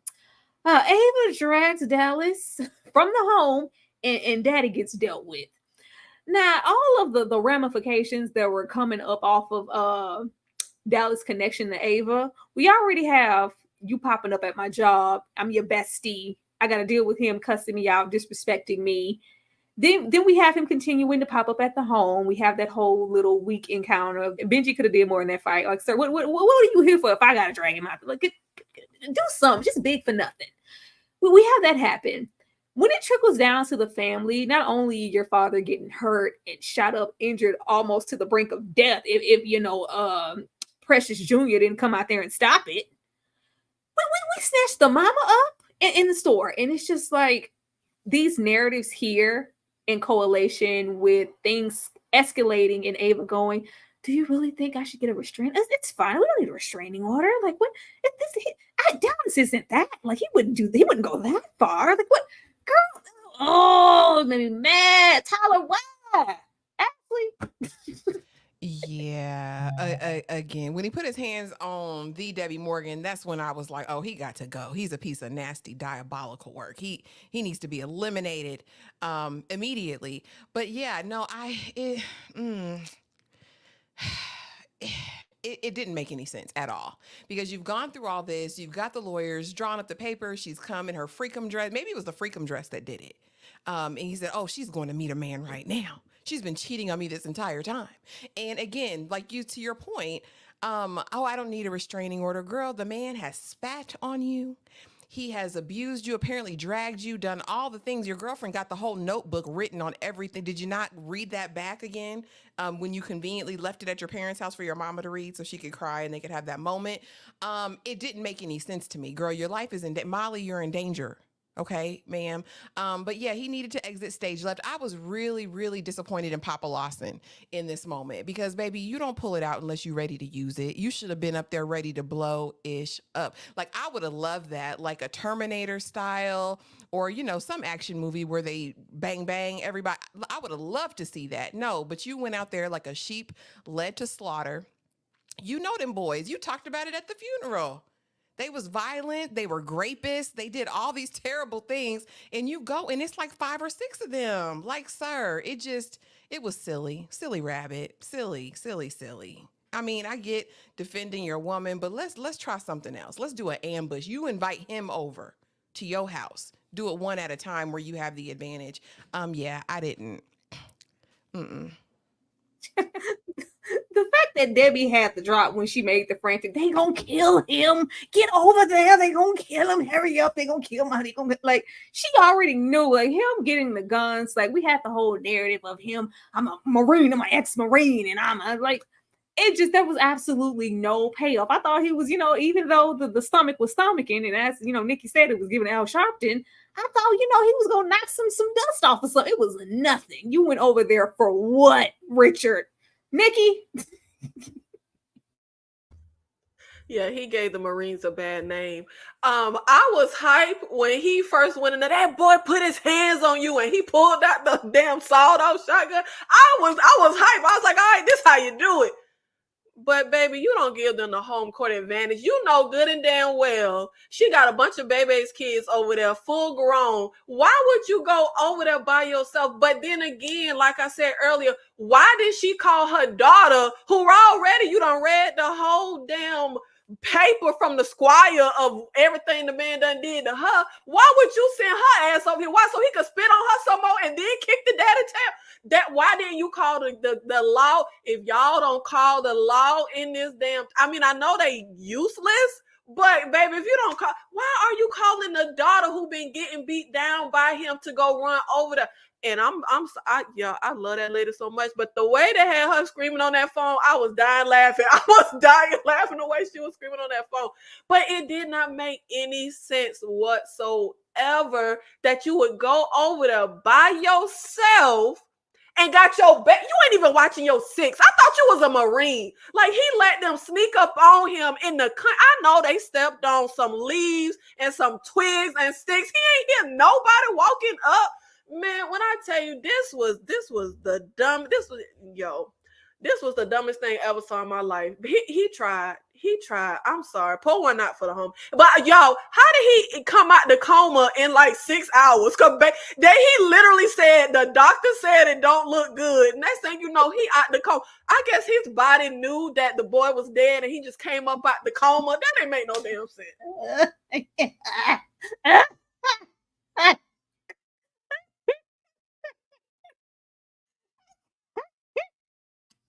Nikki, what would you...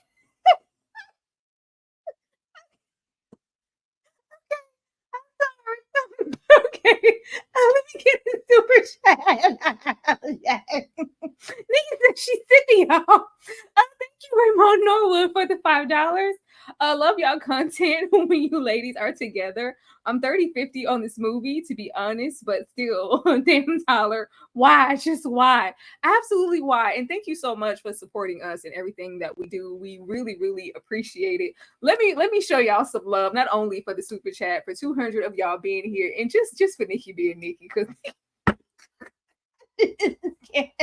I just absolutely can't. You guys are hilarious. We'll be right back. Oh, actually, I'm paying for it. Could you not put my business out on this? Joining us for dinner? Listen, my man. You know what? We were just about to leave. I'm trying to order the most expensive bottle of champagne because we finna celebrate. We gonna celebrate what? My divorce. How about that?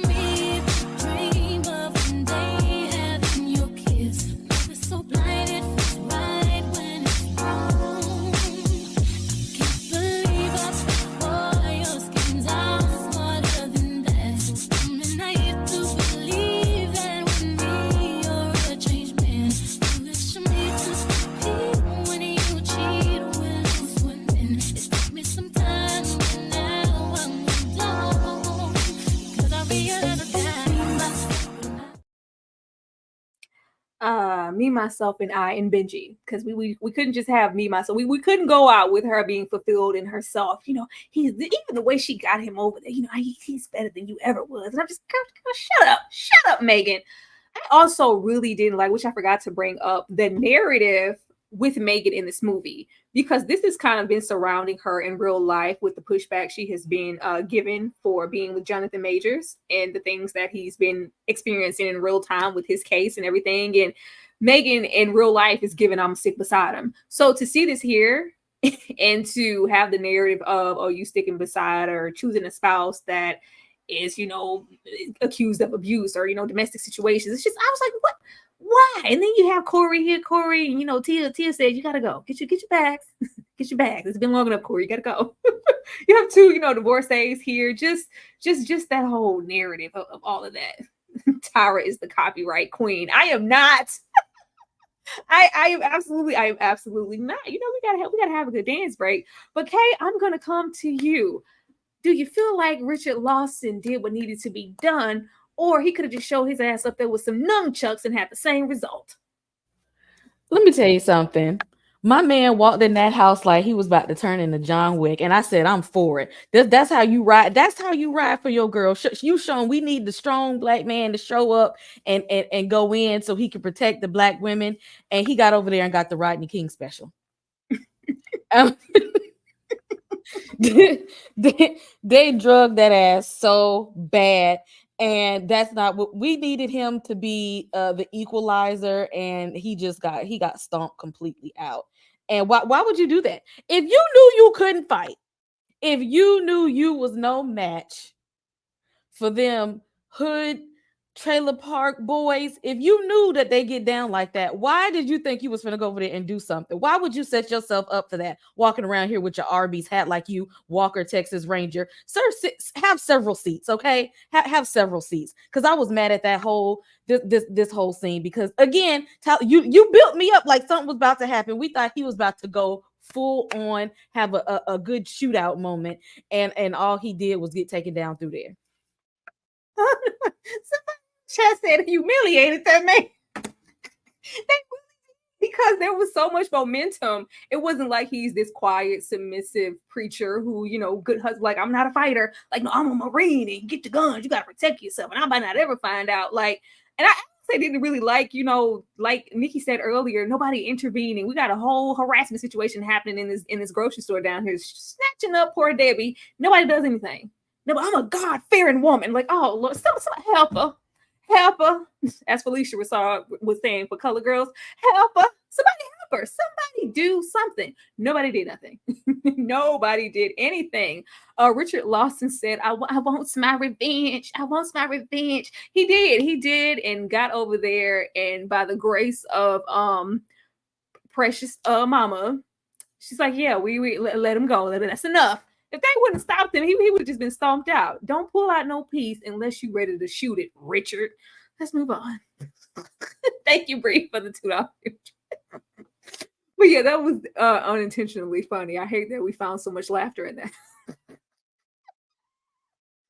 that pretty much, you know, brings us to the end, you know, after we don't report anything to the police and we call our daughter, who's an hour and 30 minutes away, to go get to the house. Like, I'm an hour and 30 minutes. So funny. But yeah, we end off with just the bruises I needed. This is over. Stop pushing good people. And Tyler said we're gonna have this sleeping with the enemy ending. And this is supposed to be Ava taking autonomy over the situation. You know, she disappears and leaves. Like, you know what? You done messed with the wrong one. I'm finally at my wit's end with the lights of Dallas. I'm about to set you up and bring you in here to stage a coup. This did nothing. This was the most anti-climatic type. I was hoping for a little bit more creativity on Tyler's part, because I knew that, you know, this was going to be their standoff. It was first of all, it was very short, and it did nothing for me. Nikki, did this do anything for you?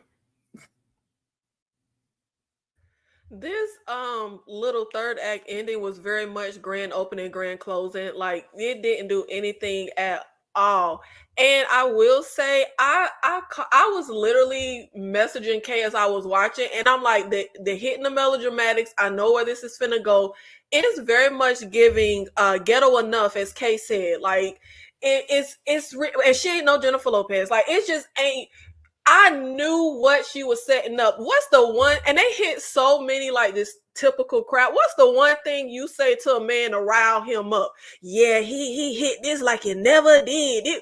I'd be like, girl, you don't even know what you're talking about. He the second person you ever slept with. Like, I'm not trusting your judgment. But no, he hopped in the car and he drove 2 hours to it.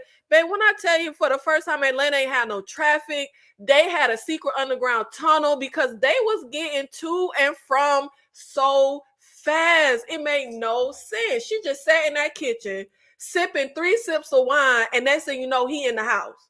I thought you was at your mama house. Like, how did you get here? But yeah, this ending was very and honestly, her making the phone call made no sense.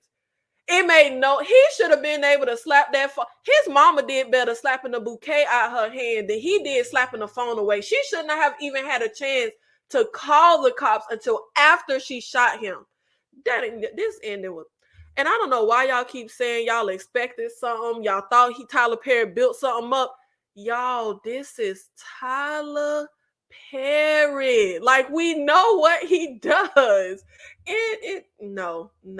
Oh, and to the person who said he didn't go to film school, Quentin Tarantino didn't go to film school, and he never made no trash like this. So let's not blame damn film school, okay? Nikki, sick of it. It just felt like throughout the movie, Megan's acting.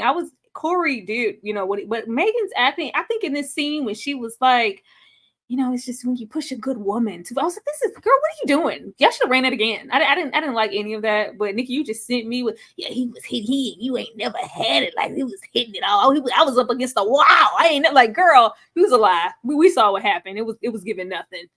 Ashley.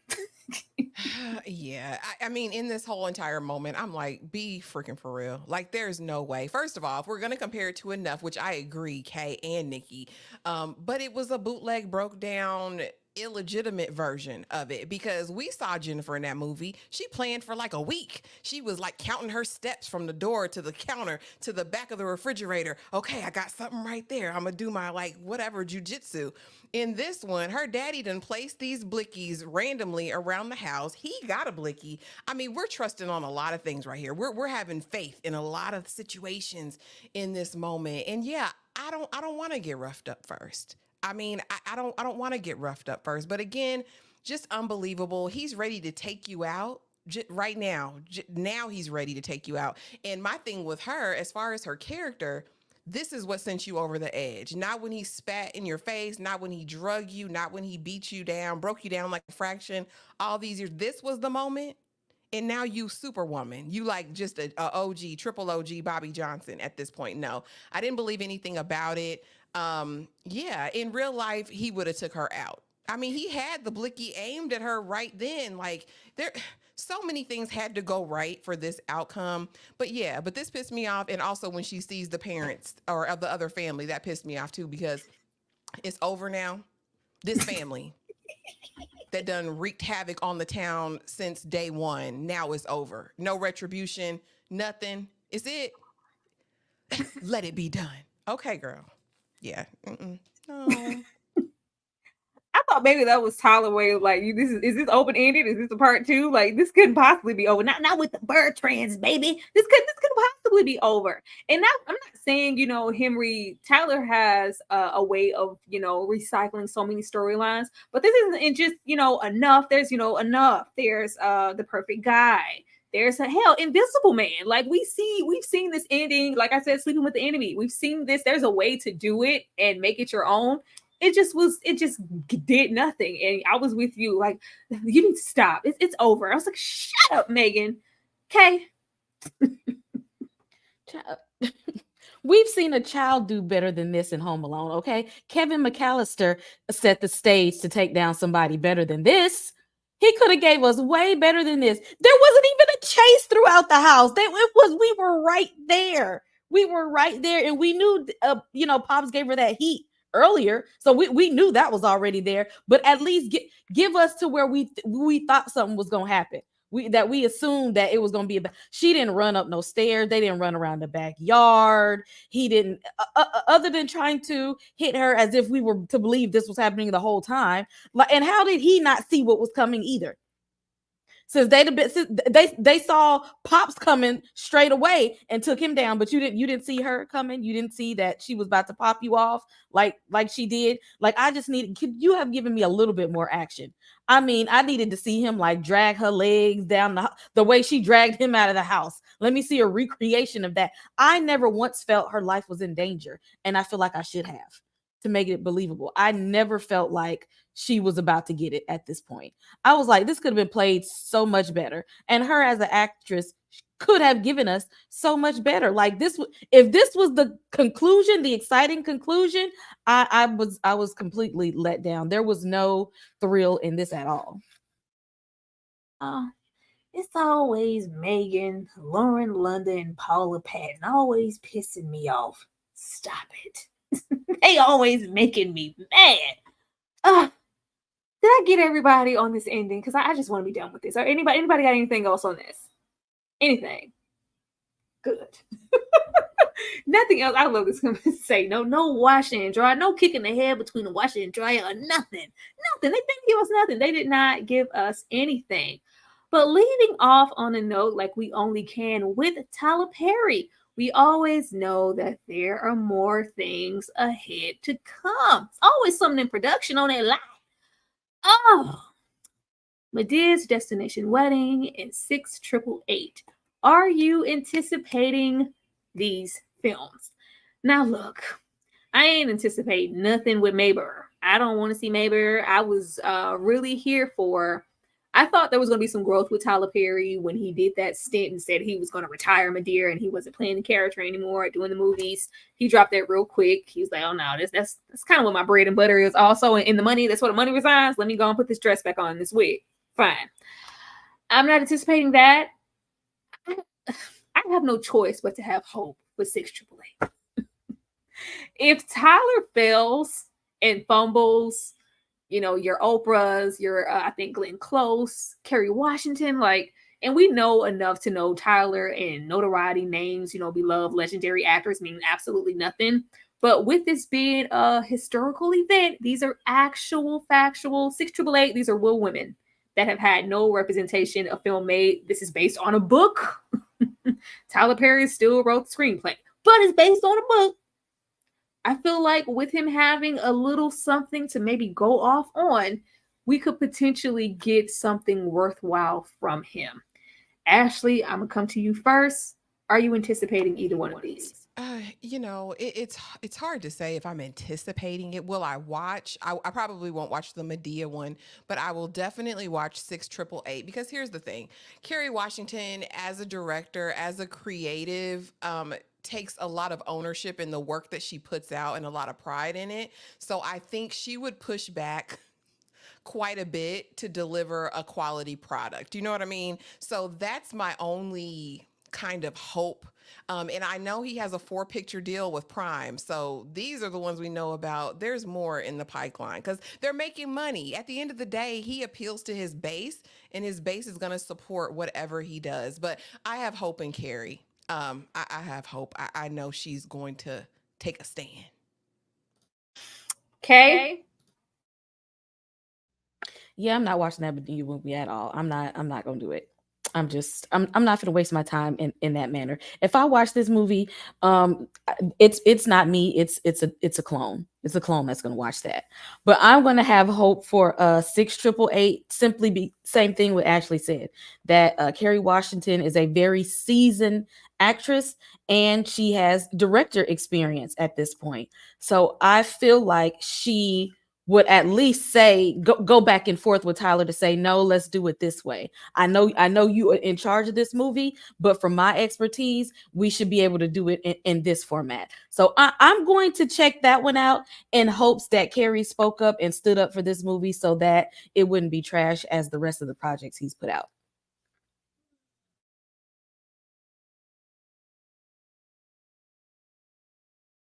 You're on mute, Tyra. Was Jasmine Blues a decent watch? I feel like that's one of the most recent, like, decent movies. Tyler gave effort. It was a decent watch. I mean, it's decent as a stretch, you know. It was there were meat, bones, and potatoes there. There was a lot of potential there. And I feel like he executed that one well enough for me to see that he does have potential to do more than a Mea Culpa or A Divorce in the Black. So there's that. Nikki, will you be checking these out? Are you pulling up to the destination wedding? Are you anticipating these films? Are you pulling up? Am I anticipating heartburn? Am I anticipating a flesh-eating bacteria? That is as much as I am anticipating the damn Tyler Perry movie. Am I pulling up the same way Al Sharpton pulled up to Dallas Mama House? That's by how I'm gonna pull up to the movie. I wouldn't make my worst enemy watch the new Madea movie. I don't think so. I don't think I'm anticipating them. I don't think so. But if something happens and like I lose all my brain cells and my good sense and good taste, I might pull up. Well, can you guys real quick in the chat let us know if you would be here for us recapping a Madea Destination Wedding and 6888 or anything else that Tyler Perry has coming down the pipeline? If you guys are going to engage and show up, that's the only reason I'll watch it or recap it. Are you guys interested in us discussing? Because I've never actually discussed a Madea Tyler Perry movie on the channel. This is only my second one with Mea Culpa. Are you guys here for a Destination Wedding or because all the Tyler Perry key players from Brown, Mr. Brown to Cora are looks to be in this movie. Look like everybody's here. Anybody? Speak now or forever hold your peace. Oh Lord. Oh, let's see. I'm looking. She says the only way she watched if it's the recap. We'll be there. Okay. Well, tell us how you really feel, Nikki. She did, don't she? Don't she? Y'all go to her channel. She do that for everything. Go subscribe. Oh, that's the only way y'all watch is if you guys recap. Only to talk trash. I'm really hoping, and I know you guys are putting a lot of stock in Kerry Washington, but it just seems like sadly, with the lack of diversity and some of the mistreatment, casting, pay discrepancies with Black actors in Hollywood, especially the women, and just the men not getting a whole lot of opportunities, depending. It's just like when Tyler gives them a check, it's just like, I got the best treatment I ever had at Tyler Perry Studios. You know, everything was everything. So sometimes the role just takes a back seat. I don't know. I'm hoping Kerry will be different. Let's see. Tyler, good things in this way. 6888. Okay. Also, why with the streaming service only making movies with Tyler Perry? Ciao. I'm sure Tyler Perry has a really good deal. The fact that Ashley stated that there's 4 films for Prime, I didn't know that. I'm sure it's an easier, not only with him doing everything for the films, but Tyler has a whole studio. I'm sure the breakdown is different than what it would be to give, somebody with a better direction, better script and opportunity. But yeah, they're going to forever attach to Tyler Perry. And these perform. Either we're hate watching or, he has his fan base. These movies do very well. They're always number 1 every time they come out. So it's like, why would I change anything? Oh, let's see. I need him to give them to Tubi. He ain't going over there. Tubi's free. He's absolutely not going over there. But this has been interesting. This has been absolutely interesting. You guys have been wonderful, not only in the chat, but on the panel. I'm going to play this funeral scene one more time because why not? And then we are going to come back and get on out of here. Get ready to shake your tambourines in the house of the Lord.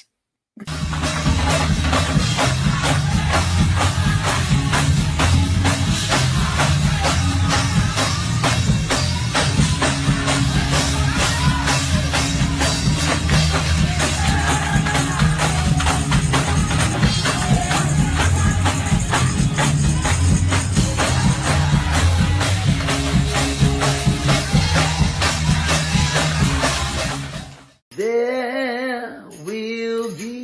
mountains that I would have to find a climb. There will be mountains that I would have to climb, and there will be battle. Oh, I need Tyler to have an infamous scene like that so I can use that sound again. I love it. I absolutely love it. Anytime y'all want us to review these Tyler Perry movies, anytime Tyler decides to take us to church, I'm going to use those sound bites.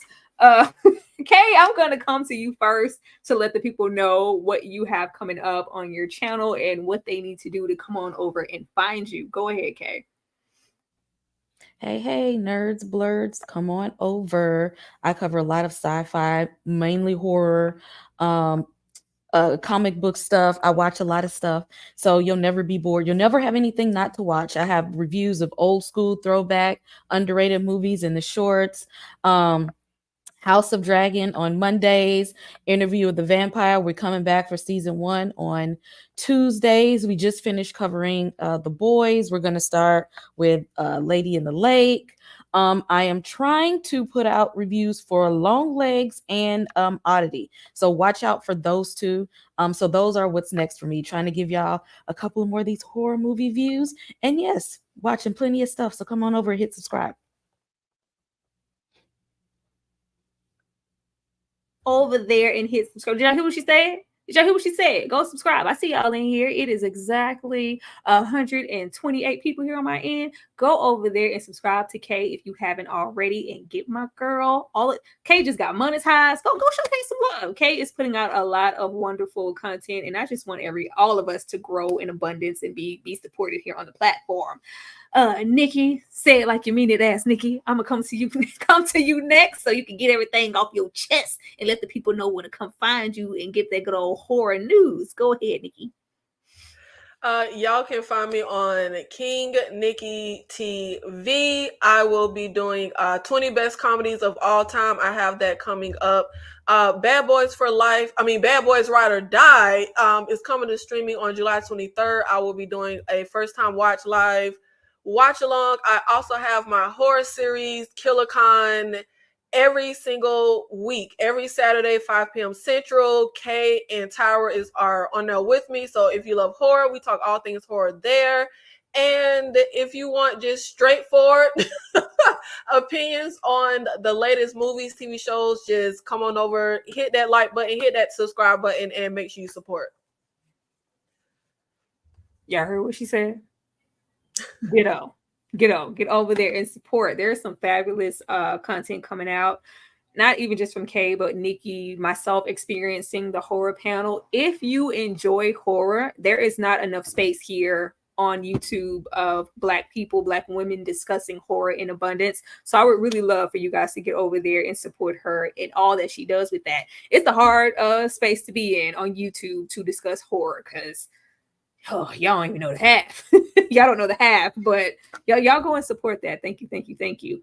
Last but not least, Ashley with the sweet perspective, because she reviews everything. What you got coming up, Ashley? Go ahead. Everything, honey. Tonight, I will be dropping Lady in the Lake, 2 videos, episodes 1 and 2, the review, and we'll actually be doing the live later this week. I'll be dropping my Interview with a Vampire, season 1, episode 3 review. My Serpent Queen and Unprisoned season 2 reviews will be up either tonight or tomorrow as well. And don't forget House of the Dragon. That'll be up by 1 a.m., okay? Because we're watching it right now as soon as we get off of here. But y'all just hit the notification bell. Thank you for subscribing. And thank y'all in the chat for showing up and showing out on a Sunday night. We appreciate y'all real bad. And Tyra, thank you for hosting. We appreciate you.